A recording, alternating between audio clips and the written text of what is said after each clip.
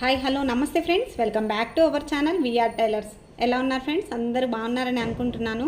ఇవాళ వీడియో నేను ఇప్పుడే ఒక బ్లౌజ్ అయితే ఫినిష్ చేసి రెండో బ్లౌజ్కి అయితే స్టిచ్చింగ్ స్టార్ట్ అయ్యానమాట.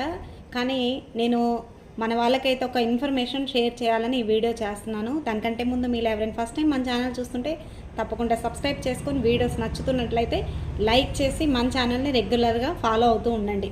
ఇవాళ వీడియో ఏంటంటే, నేను మీకు ఇంతకుముందు మోటివేషనల్ వీడియోస్ ఇస్తూ ఉన్నాను. నాకు తెలిసిన టిప్స్ అయితే జెన్యూన్గా షేర్ చేస్తున్నాను కదా.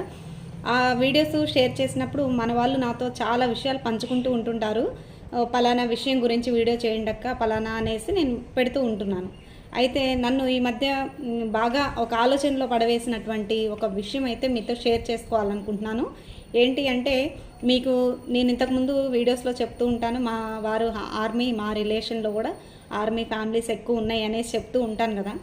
ఇప్పుడు పెహల్గామా అటాక్ అయితే చాలామందిని చాలా బాధాకరమైన విషయం అన్నమాట.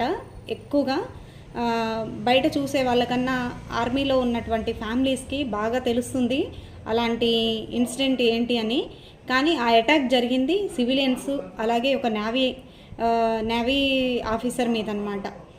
కానీ ఎంత ఘోరమైన విషయమో చూడండి. ఇక్కడ ఒక ఇండియన్ ఆర్మీనో లేకపోతే ఇండియన్ సంబంధించినటువంటి సోల్జర్స్ పైన అటాక్ కాకుండా అందరినీ కలిపి ఒక హిందూ మీద అటాక్ చేయడం అనేది చాలా బాధాకరమైన విషయం అన్నమాట.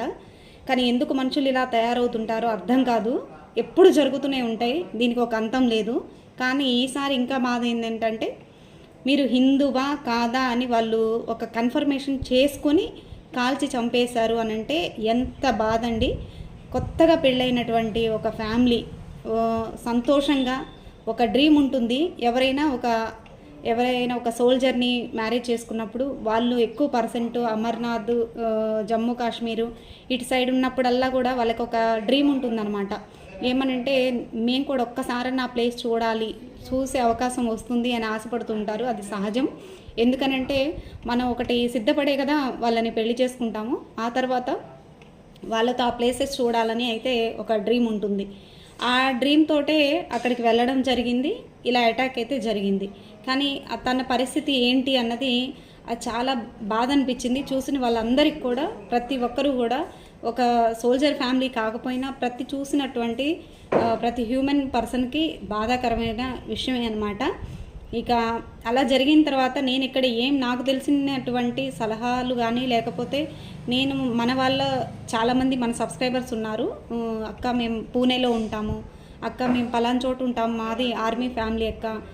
ఇంతకుముందు 2-3 వీడియోస్ నేను మోటివేషనల్ వీడియోస్, మీరు ధైర్యంగా ఉండాలి, నేను ఫేస్ చేసినటువంటి ప్రాబ్లమ్స్ 1-2 వీడియోస్ మాత్రమే నేను వేసింది. అయినా సరే దాంట్లో ఎంతోమంది కనెక్ట్ అయ్యి నాకు మెసేజ్ చేశారు.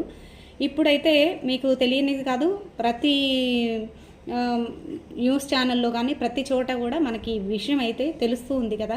కానీ మనకి కేంద్ర ప్రభుత్వం మనకి ఏమని మెసేజ్ ఇచ్చారు, ప్రతి ఒక్క సోల్జర్ కూడా ఇక బోర్డర్కి వెళ్ళాల్సిందే, అక్కడ మళ్ళీ యుద్ధం స్టార్ట్ అవుతుంది, ఎలర్ట్గా ఉండమనేసి ఇమ్మీడియట్గా అందరికీ కూడా ఒక ఆర్డర్ అయితే ఇచ్చేశారు. ఫ్యామిలీస్ వెళ్ళడం కూడా జరిగింది. అంటే ఫ్యామిలీస్ ఉండేసి ఓన్లీ ఆర్మీ వాళ్ళు మాత్రం అక్కడికి వెళ్ళడం జరుగుతుంది.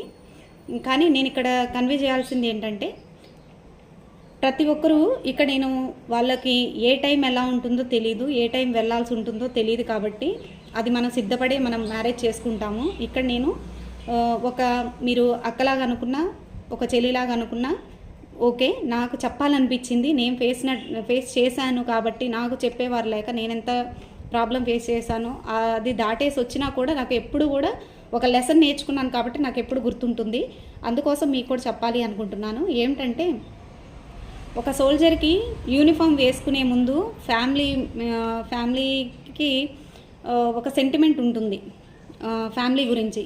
కానీ యూనిఫామ్ వేసుకున్న తర్వాత మాత్రం మొత్తం మర్చిపోయి వెళ్తారండి.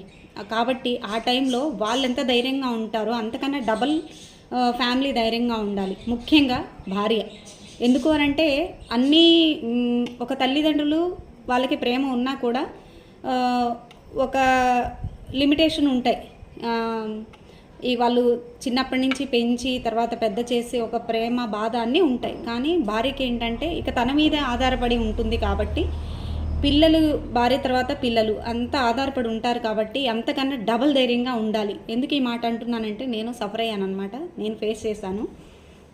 మా సార్ బోర్డర్కి వెళ్ళినప్పుడు ఒక్కదాన్ని ఇంటి దగ్గర ఉండాల్సి వచ్చింది. ఒక్కదాన్ని అని అంటే చుట్టుపక్కల లేరా అంటే ఉన్నారు, కానీ ధైర్యం లేక, ధైర్యంగా ఉండడానికి ఎవరు సపోర్ట్ చేయక, ఎన్ని సమస్యలు వచ్చినా కూడా బోర్డర్లో ఉన్న వాళ్ళకి చెప్పుకునేటువంటి అవకాశం లేక, చెప్పుకుంటే మనం బాధపడే వాళ్ళు కాక వాళ్ళు బాధపడతారని ఎన్నో వదులుకొని ఎంతో సఫర్ అయ్యి టైం అయితే అలా వెళ్ళిపోయింది. కానీ సమస్యలు లేకుండా అయితే బ్రతకడం కష్టంగా అనిపించింది. కానీ ఒక లెసన్ నేర్చుకున్నాను.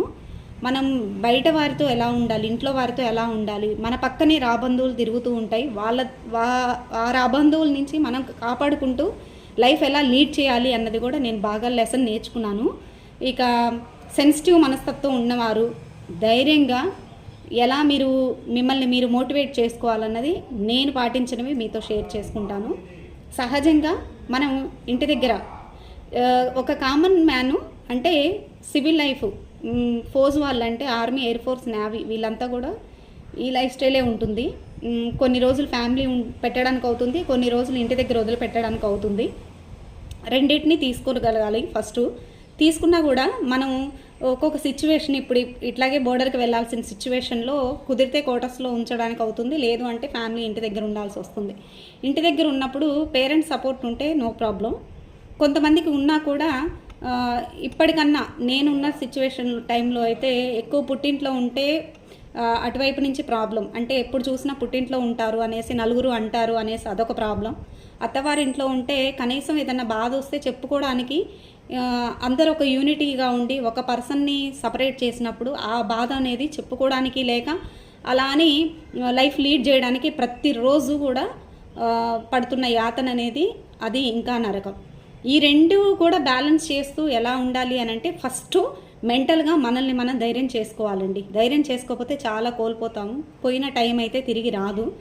నా టైం అంతా కూడా అలాగే కోల్పోయాను. కాబట్టి మీరు ఆ బాధపడకుండా మిమ్మల్ని మీరు మోటివేట్ ఎలా చేసుకోవాలన్నదే నేను చెప్పాలనుకుంటున్నాను. ఫస్ట్ మనం ఫేస్ చేసేది ఏంటంటే ఏ చిన్న వస్తువు కావాలన్నా బయటికి వెళ్ళడానికి కూడా ధైర్యం ఉండదు. ఎందుకు అని అంటే పక్కన భర్త ఉంటే బయటికి వెళ్ళినప్పుడు ఉండేటువంటి రెస్పెక్ట్ వేరు, సింగిల్గా బయటికి వెళ్తే ఉండేటువంటి రెస్పెక్ట్ వేరు. మన ముందు మాట్లాడేది కొంతమంది అయితే వెనక మాట్లాడేది కొంత. 100 మంది 100 మాట్లాడుకున్నా కూడా మనమేంటో మనకు తెలుసు అని మన పనులు మనం చూసుకొని వచ్చినంత కాలం ప్రాబ్లం లేదు. కానీ వాళ్ళేమనుకుంటున్నారో వీళ్ళేమనుకుంటున్నారో అన్నవాళ్ళు మన దాకా మోసుకొచ్చేసి మనల్ని బాధ పెట్టినప్పుడు మాత్రం పదే పదే దాని గురించి ఆలోచిస్తూ లోన్లీగా ఉండేసి ఎవరికీ చెప్పుకోలేక ఎంతో ప్రెజర్ పడేటువంటి సందర్భాలు చాలా ఉంటాయి. కానీ ఒక విషయం మర్చిపోవద్దు, మీ వెనక పిల్లలు ఉన్నారని. పిల్లల కోసం ఎప్పుడైనా సంవత్సరంకో 2 సంవత్సరాలకో వచ్చేటువంటి భర్త కోసం మాత్రం ధైర్యంగా ఎదురు చూడడం చాలా ముఖ్యమన్నమాట. ఈ క్రమంలో మనం ఏదో ఒక వర్క్ పైన కాన్సన్ట్రేషన్ చేస్తూ కనుక మీరు మైండ్ కనుక డైవర్ట్ చేసుకున్నారంటే ఈ టైంని మీరు చాలా బాగా జయించగలరన్నమాట. కొన్ని సందర్భాలు ఉంటాయి, మనం ఎంత కరెక్ట్గా ఉన్నా కూడా ఎదుటి వ్యక్తి మన మీద బురద జల్లేసి చూసి ఆనందపడాలని. అంటే మీకు చెప్పాను కదా, ఒక చిన్న పని మీద మనం బయటికి వెళ్ళినా కూడా మనిషి లేనప్పుడు రకరకాలుగా క్రియేట్ చేసేసి మన క్యారెక్టర్ మీద మనల్ని దెబ్బ కొట్టడం కానీ, లేదు మనం ఎంత మంచిగా ఉన్నా కూడా ఓకే కొన్ని మిస్టేక్స్ ఉంటాయి, మన వైపు ఉండవని కాదు, వాటిని కూడా సమర్థించలేక వాటిని జయించే అవకాశం కూడా ఇవ్వక చాలా డిప్రెషన్కి వెళ్ళేటువంటి స్టేజెస్ కల్పించడానికి ఎక్కడి నుంచో రారు, మన రాబంధువుల్లాగా ఎవరో ఒకరు కుటుంబంలోనే ఉంటారనమాట. అలాంటి వారి నుంచి ఎప్పటికప్పుడు కూడా 100 చేసినా కూడా నా స్టాండ్ అనేది ఎప్పుడు నా భర్త కోసం, నా పిల్లల కోసం అని తీసుకుంటే మాత్రం నిలదొక్కొని ఉండగలరు. కాబట్టి ధైర్యంగా ఉండండి. మీకు చేత అయితే సెల్ఫ్గా మీరు ఏదో ఒక వ్యాపకం పెట్టుకొని మీరు బిజీ అయిపోండి, అప్పుడే మీరు ధైర్యంగా ఉండగలరు. అందరికీ ఉండదు. ప్రతిదీ కూడా కొంతమంది షేర్ చేసుకుంటారు భర్తతోటి దూరంగా ఉన్నా కానీ అన్నీ కూడా మనం చెప్పుకుంటే వాళ్ళు అక్కడ ఉండలేరేమో అన్న ఆలోచనతో ఉంటారు. కాబట్టి మనం అలాంటివి చెప్పుకునేటువంటి సిచ్యువేషన్ లేకపోయినా దాన్ని దాటేయడానికి ఒక పని మీద కానీ, లేకపోతే అసలు ఇప్పుడు ఇంకంతకన్నా కావాల్సింది ఏంటంటే మనం ఏదో ఒక ఆధ్యాత్మిక వైపు వెళ్ళి దాంట్లో కూడా మీరు రిలీఫ్ వెతుక్కుంటే మాత్రం చాలా మీకు హెల్ప్ అవుతుంది. ఆ సిచ్యువేషన్ నేను చూశాను. నేను చాలా ప్రాబ్లమ్స్ ఫేస్ చేశాను. కానీ నా రూట్ ఎక్కడుందన్నది నేను వెతుకులాట్లోనే కొన్ని సంవత్సరాలు చాలా టైం అయితే గడిచిపోయింది. నేను నా మ్యారేజ్కి ముందే భగవన్నామ స్మరణంలోనే లీనమయ్యి 2 సంవత్సరాలు నేను ఆ రుచి చూసి తర్వాత విడిచిపెట్టిన తర్వాత నేనేం కోల్పోయానని తెలుసుకొని మళ్ళీ నేను భగవన్నామ స్మరణలోనే నాకనేది సంతోషం ఉంది, నాకు ఒక సొల్యూషన్ ఉంది అనుకొని నేను మళ్ళీ రూట్లోకి అయితే నేను వచ్చేసాను. వచ్చిన తర్వాతే నాకు ధైర్యం పెరిగింది. తర్వాత ఒక సమస్య వచ్చిన తర్వాత కూడా నాకు సొల్యూషన్ దొరికింది.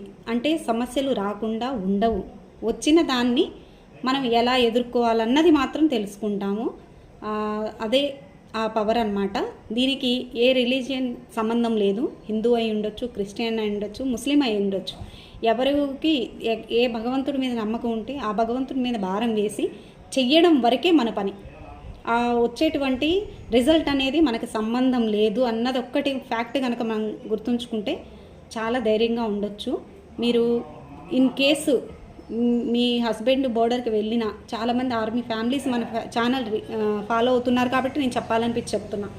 పోయినా సరే మీరు వెళ్ళే దారిలో, అంటే మీరు సపోజ్ సింగిల్గానే లీడ్ చేస్తున్నారనుకోండి, మీరేంటో మీకు తెలుసు, మీపై మీ నమ్మకం పెట్టుకొని మీ వర్క్ మీరు చేసుకుంటూ ఉండండి. సపోజ్ ఇంట్లో పని పిల్లలే అనుకుందాం, మీకు వేరే వర్క్ ఏమీ లేదు, అయినా సరే అది జయించడం కూడా చాలా కష్టం. అది కూడా మీరు ధైర్యంగా ఎదుర్కోవాలి. ఎందుకు అనంటే సహజంగా మనం బయటికి ఏదన్నా వస్తువు కోసం బయటికి వెళ్తాము, సింగిల్గా వెళ్ళాల్సి వస్తుంది. వెళ్ళినప్పుడు రకరకాలుగా మాట్లాడుతూ ఉంటారు. ఎక్కువ ఊరు సైడ్ ఉన్న వాళ్ళకి ఎక్కువ ఈ ప్రాబ్లమ్స్ ఉంటాయి. బయటికి వెళ్ళినప్పుడు చూసావా తను లేకపోయినా ఎంత ధైర్యంగా బయటికి వెళ్తుందో, ఇంకా రకరకాలుగా క్రియేట్ చేయడం ఉంటుంది. 100 మంది మన చుట్టూ ఉన్నారు, మనకు అనవసరం. నేను ఏ పని మీద వెళ్తున్నానో నాకు ఆ పని పూర్తవ్వాలి, ఆ పని నా పిల్లలకి నేనే చేయగలగాలి కాబట్టి వేరే ఆప్షన్ లేదు కాబట్టి నేను చేసుకుని ఇంటికి వచ్చానా, ఇంతే. 100 మంది 100 రూమర్లు స్ప్రెడ్ చేసినా మనకి సంబంధం లేదు, అది వాళ్ళ మెంటాలిటీ అనేసి వదిలేసి బతికితే మాత్రం మనం బ్రతకగలం. లేదు అంటే మాత్రం ఈ రాబంధువుల్లాగా పీక తినేసి మిమ్మల్ని ఎంతకైనా కానీ వాళ్ళు దిగజార్చి ఎంతకైనా మిమ్మల్ని ఇబ్బంది పెట్టడానికి ఏమాత్రం వెనుకాడరు. కానీ ఆ ధైర్యాన్ని మాత్రం కోల్పోవద్దు. వాళ్ళ ముందు మాత్రం మీరు తలదించుకొని మాత్రం ఉండొద్దు. ఎక్కువగా ఇవన్నీ కూడా నేను అనుభవాలు అన్నీ నేను ఫేస్ చేశాను కాబట్టి మీకు ఇంతగా చెప్తున్నాను. ఇక సహజంగా ఖాళీగా ఉన్న వాళ్ళే ఇలా చేస్తారు. ఏ పని బాట లేకుండా ఏదో సంపాదిస్తుంటే భర్తలో లేకపోతే తల్లిదండ్రులు ఆస్తి ఇస్తేనో తిని వాళ్ళకి కాస్తో కోస్తో సర్కిల్ ఉందనుకోండి, ఊరు మొత్తం తిరిగేసుకుంటూ టైంపాస్ చేసుకుంటూ బయట కూర్చొని ఏం చేయాలా, అవతల మీద ఏం రాళ్ళు వేయాలా అని ఆలోచించే వాళ్ళకే ఇలాంటి ఐడియాస్ వస్తాయి. అలా కాకుండా మీరు ఆ ట్రాప్లో పడకుండా మీ పని మీరు చేసుకోండి. మీ ధైర్యాన్ని మీరు కోల్పోవద్దు. తప్పకుండా ధైర్యంగా ఉండండి. ఎంత టైం పడుతుందో మనం చెప్పలేము. ఒక మనిషి బయటికి వెళ్ళిన తర్వాత పని పూర్తయి మనం ఇంటికి వచ్చే వరకు ఎంత టైం పడుతుందో తెలియదు కాబట్టి తప్పకుండా ధైర్యంగా ఉండండి. ఆర్మీ ఫ్యామిలీస్ అందరూ కూడా బయట 100 మాటలన్నా కూడా మీరు మనసుకు తీసుకోవద్దు, తీసుకొని టైం వేస్ట్ చేసుకోవద్దు. తిరిగిపోయిన కాలం అయితే అస్సలు రాదు. ఓకే, నాకెందుకో చెప్పాలి అనిపించింది. నాకు ఆ ఇన్సిడెంట్ చూసిన తర్వాత నుంచి నాకు మనసు ఇలాగే అనిపిస్తుంది అనమాట. నాకు ఆలోచన వచ్చింది, ఎంతోమంది ఇప్పుడు ఇంటి దగ్గర వదిలిపెట్టి వెళ్తుంటారు ఫ్యామిలీస్, అందరికీ కుదరదు కదా అక్కడ ఉండడానికి. అక్కడ ఉంటే వేరండి, నిజంగానే నేను చూశాను. ఆర్మీ క్వార్టర్స్లో ఉన్నప్పుడైతే ఎవరు ఉండరు కాబట్టి రిలేషను వాళ్ళే సిస్టర్స్ లాగా ఉండడము, ఏదన్నా వర్క్కి వెళ్ళాలంటే 2-3 కలిసి వెళ్ళడము, హెల్త్ బాగాలేకపోయినా ఆ సపోర్టివ్ వేరనమాట. అక్కడ క్యాస్ట్ ఫీలింగే ఉండదు. ఈ దిక్కుమాలి క్యాస్ట్ అంతా బయటకు వచ్చిన తర్వాతే ఉంటుంది. అలా చూసే కదా ఇది జరిగింది, అందుకని నాకు చెప్పాలనిపించింది. ఓకే, ఈ వీడియో పైన మీ అభిప్రాయం తప్పకుండా తెలియజేయండి. ఎంతమంది ఆర్మీ ఫ్యామిలీస్ చూస్తున్నారనేది కూడా తప్పకుండా నాకు కమెంట్ చేయండి. మరొక మంచి వీడియోతో మళ్ళీ కలుద్దాం. Thanks for watching my video. Bye friends.